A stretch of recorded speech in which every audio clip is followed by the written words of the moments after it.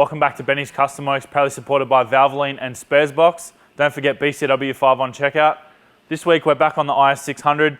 A little bit of a different episode this week actually. We're going to be preparing the vehicle for a wrap. So we're doing a full vehicle wrap on this, which we're also going to be filming. But today it's going to be a little bit of a how-to. If you do want to go down the path of wrapping your vehicle, some wrap shops will actually allow you to sort of pull some stuff apart and prepare some stuff to allow you to actually get a little bit of a cheaper job. It also takes a little bit of the liability off of the wrap shop if you're supplying a car that's already partly stripped. Today basically we're going to be tackling things like removing all the lights, removing the bumper, removing the grille, all the mirrors, the belt molds, the handles, all of the rear lights. We're also going to be taking all of our badging off.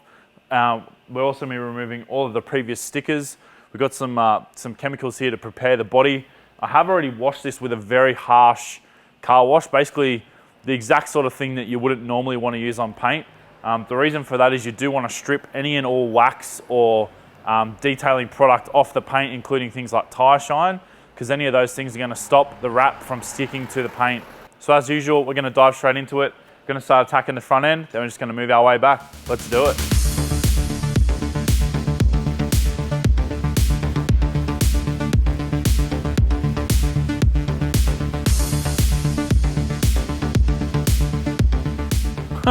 Just clean all the tyre pickup out of the headlight as you do. Tyre shreddings. Must be one of these rare all-wheel drive Altezas.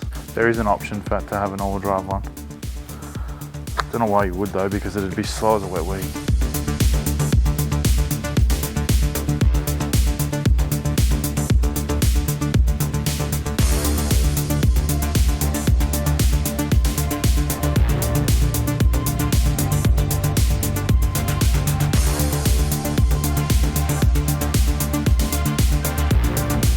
Water.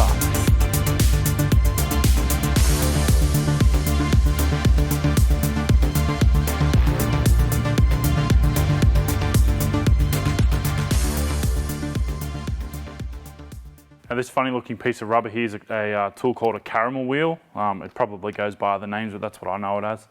It's basically designed to remove either stickers or double-sided tape or in some cases polyurethane or Sikaflex from paint. It's really good because predominantly it doesn't damage the paint surface. However, from my experience, if you go too hard with this thing, you still can rip off paint pretty quickly. It does say specifically on it maximum 4,000 RPM, so if you're going to use it on a drill, make sure it's at a slow speed. And yeah, it does take it off pretty quickly, so we've just knocked this double-sided tape off now. It probably would just hit that with a quick bit of cutting compound just to sort of knock it flat, and then we'll give the whole car a bit of a decontamination before we go and wrap it in the next episode.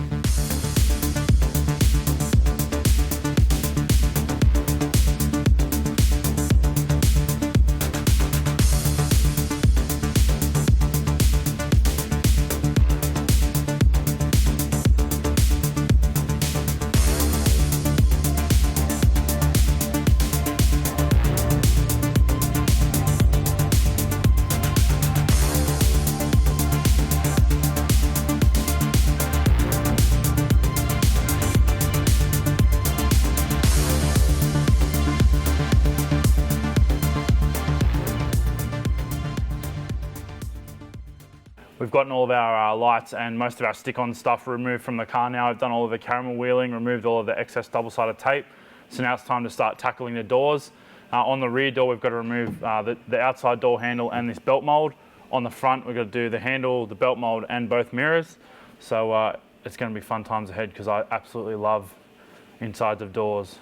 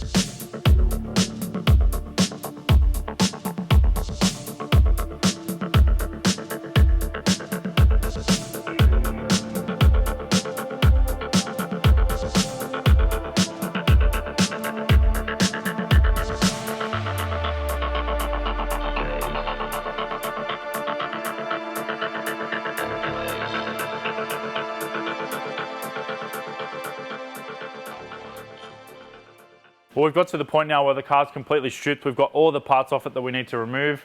Now we're going to take it outside and give it a really good clean. We're going to use a pretty hardcore car wash. We have already washed it once with that. However, now we've removed all the molds. There's a heap of exposed areas that were previously exposed when it's been washed. And there's a heap of dirt built up around the window area where the belt molds normally sit. So I want to take care of all of those areas. Much the same in the roof channel where the roof molds go. We're always going to have dirt built up in those areas, so you really got to be mindful of getting rid of 100% of the dirt in there. Also worth mentioning, we've changed to a fiberglass bonnet. Basically just wanted to get something with some vents in it to try and pull a bit more heat out. This thing does get pretty warm at the track. I wouldn't say it's overheating, but any air that you can get out of the bay that's hot is definitely going to do us a lot of favours going forward with this car at the track.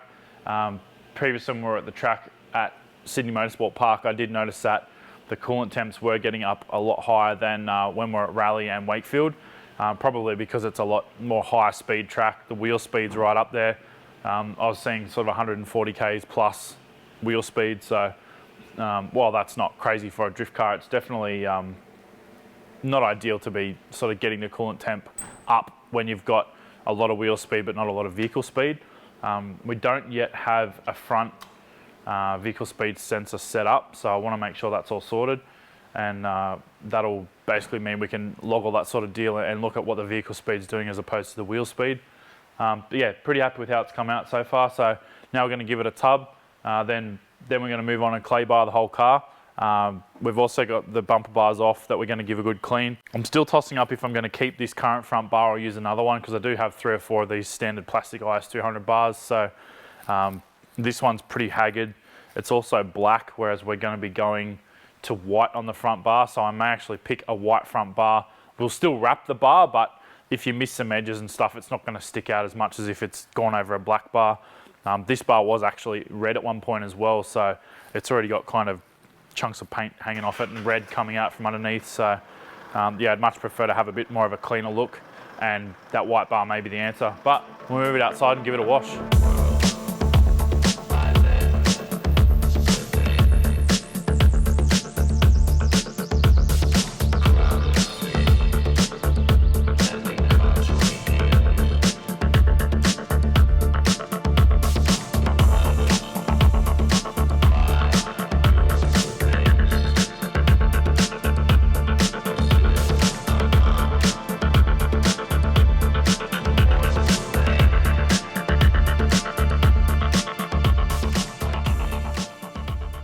So this is or was a clay bar until I've just bolted it up.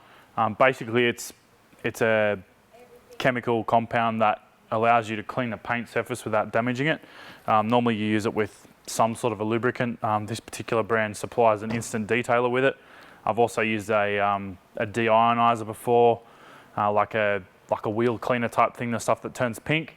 But I find that does actually degrade these clay bars pretty badly, pretty quickly. It works really well on the paint, but you basically bin the clay bar after the first car. Whereas if you're using more of a neutral compound, these things last a while. You can actually just use soapy water. I'll probably just actually use car wash today. I've got a bucket and some sponges there, so I'll probably just chase the clay bar with some sponges. But yeah, the idea is that this will actually knock all of the contaminants off the paint, so that we'll end up with a nice flat smooth surface to put the vinyl on top of. Because unfortunately any single particle that's trapped under the vinyl, you'll both be able to see it and feel it. There's also a few little paint blemishes that I may even hit with some sandpaper.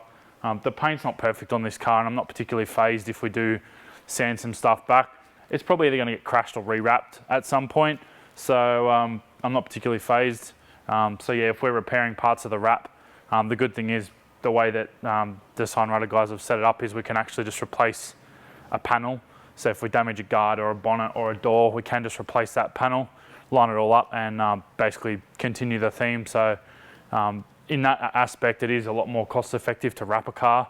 You don't have to blend panels. I mean, even if you want to do a color change, you kind of don't have to wrap 2/3 of the car to match the color. Like, it should be pretty consistently. You can wrap a guard or a bonnet and it'll match an existing wrap. Obviously, sometimes it does fade in the sun, and it is something that probably has a 3 to 5 year lifespan depending on the quality of the wrap and the quality of the vinyl.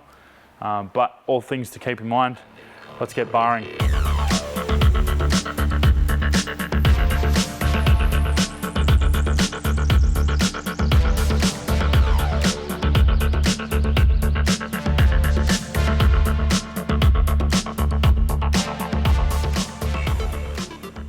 Well, we smashed out a pretty quick one today. We've got the car completely blown apart, stripped, clean, washed twice.